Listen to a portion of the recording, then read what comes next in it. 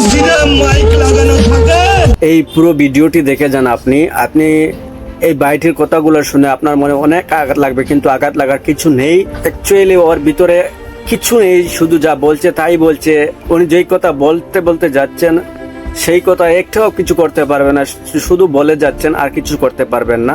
তবে একটা কথা, বাইটির দিকে আপনারা নজর রাখবেন। ওই বাইটি আমার যতটুকু সম্ভব সে মন্দিরের প্রথম আঘাত করবে, মন্দিরটা নষ্ট করতে সর্বপ্রথম সেই যাবে। আপনারা ওই বাইটির দিকে নজর রাখবেন। আর সহ্য করবো না, সবুজ পতাকা দেখলেই সাটা ভাঙা মার দিব।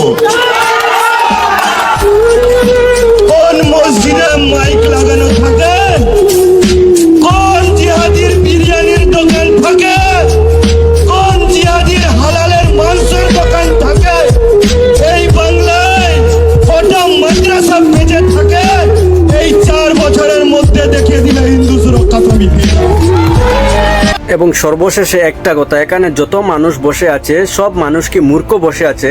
যে ছেলেটি কথা বলছে মূর্খর মতন, ওই ছেলেটির মতন কি সব মানুষ মূর্খ বসে আছে এখানে এবং বসে বসে ওর কথাগুলো শুনছে?